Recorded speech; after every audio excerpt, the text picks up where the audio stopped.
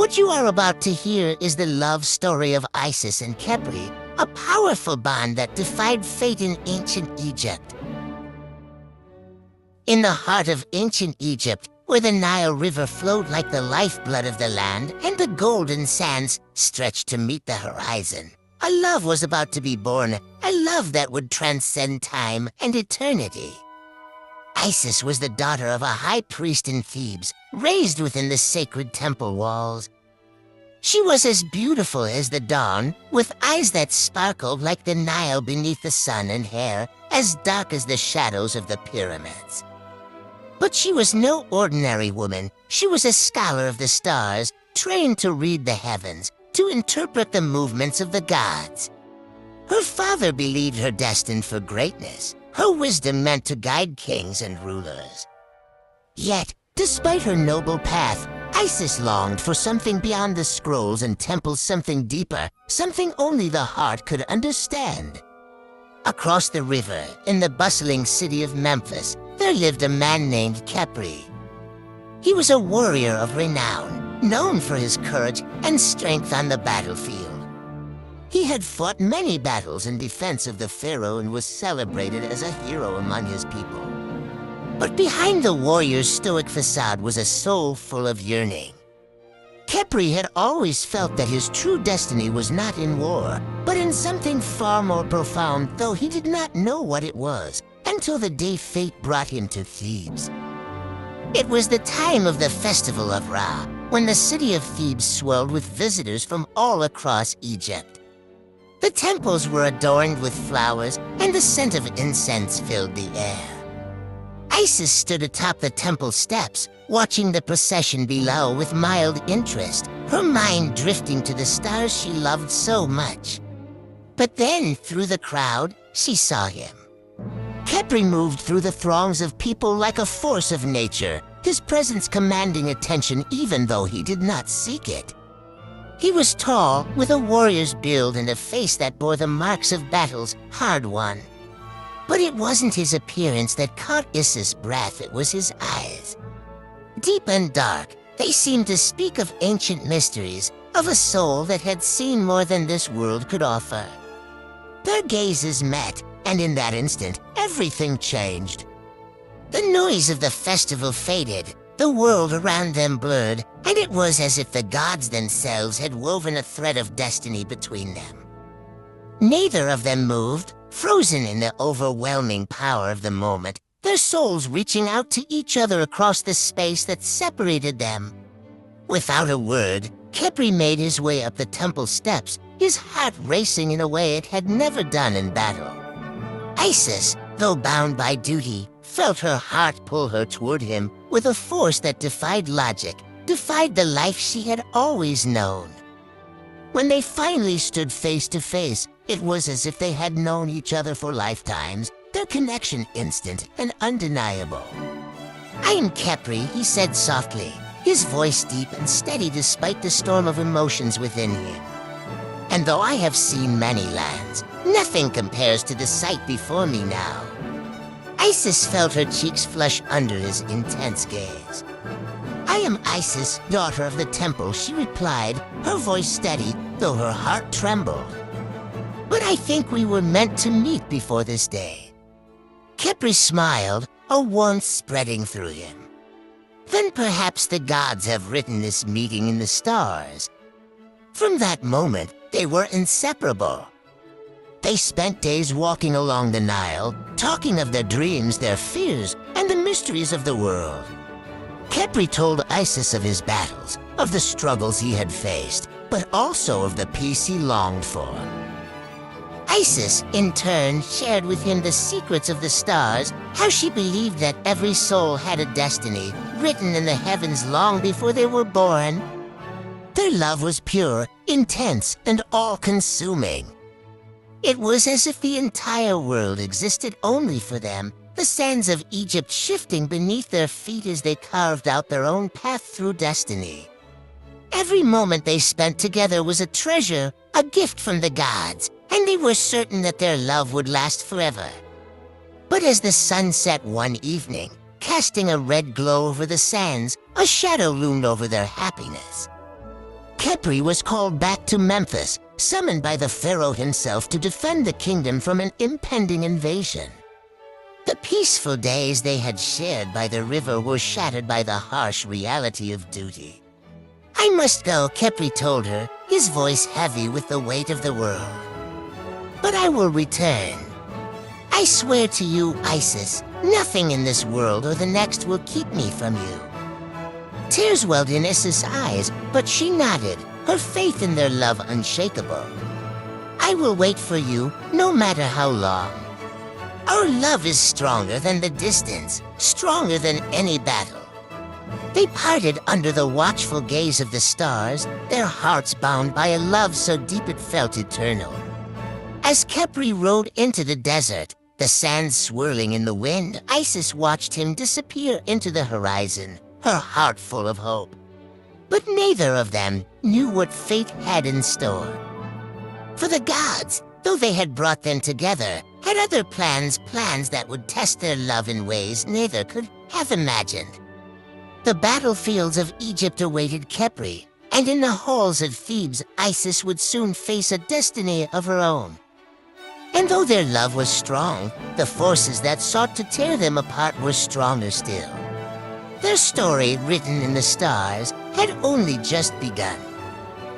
Weeks passed after Khepri's departure, and the once vibrant laughter that filled the air between Isis and Khepri was replaced by an unbearable silence. The temple walls seemed to close in on Isis, each day without word from Khepri feeling like an eternity. She spent her nights studying the stars, searching for any sign, any whisper of his fate written in the heavens. But the sky remained silent, and the constellations offered no comfort. The war raged on in distant lands, far beyond the horizon, and rumors of battles and victories swirled through Thebes. Yet none of it eased Isis' heart. She longed for the day she would see Khepri's silhouette against the Nile's horizon, riding back to her as he had promised. But as the days turned into months, the whispers of his return grew faint, drowned out by the weight of her fears. Then one night, as Isis stood on the temple balcony, gazing at the moonlit Nile, her father, the high priest, approached her. His face, usually calm and full of wisdom, bore an expression of grave concern. "Daughter," he began softly, "I have heard troubling news from Memphis." Isis's heart sank. She turned to face him, her eyes wide with fear. "What news, father? Tell me." Her father hesitated, his brow furrowing as he chose his words carefully. There was a great battle near the Red Land. Many warriors fell. Among them was Khepri. The world around her shattered. The air left her lungs, and the stars above her seemed to blur. She stumbled back, her knees weak, unable to process the words she had just heard. Khepri. Gone. It couldn't be. He had promised her. He had vowed to return. They were meant to be together forever. "No," she whispered, shaking her head in disbelief. "No, it's not true. He's not dead. He can't be." Her father's eyes were filled with sorrow as he gently placed his hand on her shoulder. "I am sorry, Isis. The gods have their reasons, and though we do not understand, we must accept their will." But Isis couldn't accept it. She refused to believe that the love they had shared, the connection they had felt, could be so easily severed by death. Khepri was a part of her soul, and she knew deep within her heart that their bond could not be broken by any force on this earth. In the days that followed, Isis withdrew into herself, her heart heavy with grief. She could no longer find joy in the stars, and the peaceful days spent by the Nile were now only memories that haunted her every waking moment. She wandered the temple grounds in silence, her once bright eyes now clouded with sorrow. But as the days passed, that sorrow began to transform into something else of fierce determination. The ancient scrolls she had studied her entire life spoke of the power of the gods, of the ability to bridge the gap between life and death. If Khepri had truly been taken from her, then she would not rest until she found a way to bring him back. One night, under the cover of darkness, Isis ventured into the forbidden chamber of the temple, a place where only the high priests dared to go. There, hidden among the sacred scrolls and relics, she found what she had been searching for, the ancient texts of resurrection, the knowledge that had been passed down by the gods themselves. It was said that only the purest love, the most powerful connection between two souls, could transcend the boundaries of death. With trembling hands, she began to study the forbidden rites, memorizing the incantations and rituals that would allow her to reach beyond the veil that separated the living from the dead. She knew the risks, knew that to attempt such a thing was to defy the gods themselves. But she didn't care. Without Khepri, her life was nothing but an endless desert of despair, and she would rather face the wrath of the gods than live a life without him. Days turned into nights as Isis worked tirelessly, preparing for the ritual that would reunite her with the man she loved.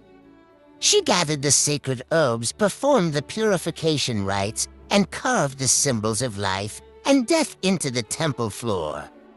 Every moment, every breath was dedicated to one thing, bringing Khepri back to her. But as the time for the ritual drew near, the high priests began to suspect something was amiss. Isis' father, concerned by her strange behavior and the darkness that had crept into her once bright spirit, confronted her in the temple's inner sanctum. "You are playing with forces beyond your control," he warned, his voice filled with fear. "The gods will not look kindly upon this, Isis. You must stop before it is too late." But Isis, her heart hardened by grief, would not be swayed. "The gods took him from me," she said, her voice cold and determined. "Now I will take him back." Her father's face grew pale, and he shook his head in sorrow. "I cannot let you do this," he said, stepping forward to stop her. But Isis, her eyes blazing with determination, raised her hand, invoking the ancient magic she had studied for weeks. A force unlike anything she had ever known surged through her, and with a single word, she cast her father aside, his body crumpling to the floor in unconsciousness. She stood alone now, the temple silent, but for the beating of her heart. The ritual was ready, the incantations complete. All that remained was for her to open the door between life and death. With trembling hands, Isis knelt in the center of the sacred circle, her eyes closed as she began to chant the words of power. The air around her grew thick with energy, and the room began to hum with a strange, otherworldly light. The veil between the worlds was thinning, and she could feel Khepri's presence on the other side, just beyond her reach. "Khepri," she whispered, tears streaming down her face as the magic surged around her. "Come back to me." But as the final words left her lips, a terrible force ripped through the temple. The ground shook, and the walls trembled as the gods themselves seemed to roar in anger. Isis' eyes flew open, and for a brief moment, she saw him, Khepri, standing before her, his hand outstretched, his eyes filled with love and sorrow. But then, just as quickly, he was gone. The magic collapsed, the light faded, and Isis was left alone, her heart shattered, her soul torn apart by the cruel twist of fate. The gods had denied her. Khepri was lost to her forever. Or so she thought. In the days following the failed ritual, Isis was a shadow of her former self. She moved through the temple like a ghost, haunted by the brief, fleeting glimpse of Khepri she had seen, his outstretched hand, his eyes filled with love, and the cruel way the gods had torn him from her grasp. Her father, though physically unharmed by her actions, had not spoken to her since that night. The temple was quiet, the priests and acolytes kept their distance, and even the stars above seemed to have turned their back on her. But though Isis had failed to bring Khepri back from the realm of the dead, something deep inside her refused to believe their story was over. She had seen him, felt him.